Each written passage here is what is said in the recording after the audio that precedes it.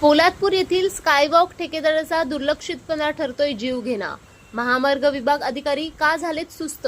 पोलादपूर येथे सर्व स्तरातून झालेल्या प्रचंड पाठपुराव्यानंतर बनत असलेल्या स्कायवॉकच्या कामाच्या बाबत ठेकेदाराकडून होत असलेल्या बेजबाबदारपणामुळे पोलादपूर येथे महामार्ग व सर्व्हिस रस्त्यावर निर्माण झाल्यात नागरी वस्तीला भेडसावणाऱ्या व जीवघेण्या समस्या।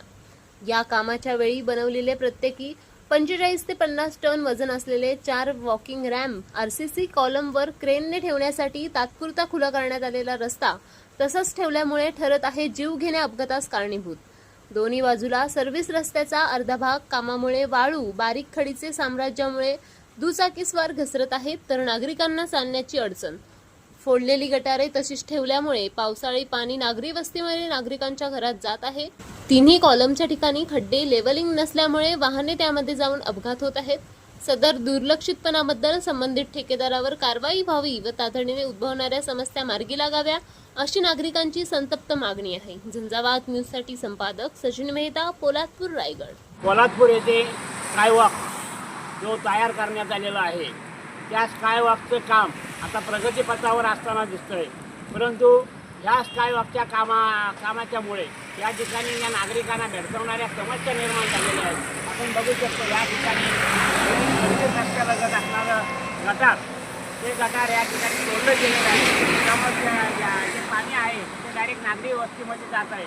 तसेच ह्या कामाच्या दरम्यान जे रॅम्प बनवण्यात आलेले आहेत त्या ठिकाणी सर्व्हिस रस्त्यावर अर्ध्या भागात पूर्ण खडी आणि बांधकामाचं साहित्य या ठिकाणी पडलेलं आहे।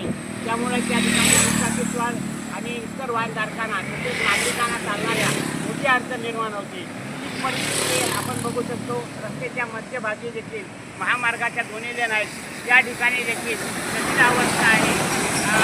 वेळेवर या कामाची पूर्तता न केल्यामुळं किंवा काम झाल्यानंतर पसारा न आवरल्यामुळं नागरिकांना विनाकारण हा मनस्ताप प्रवाशांना नागरिकांना सहन करावा लागतोय।